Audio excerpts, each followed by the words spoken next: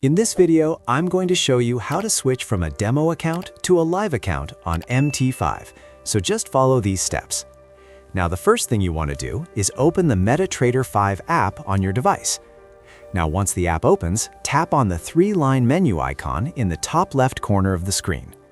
Now, from this menu, you'll be able to see whether your current account is a demo account, and if you want extra confirmation, you can tap on Manage Accounts to check the account type.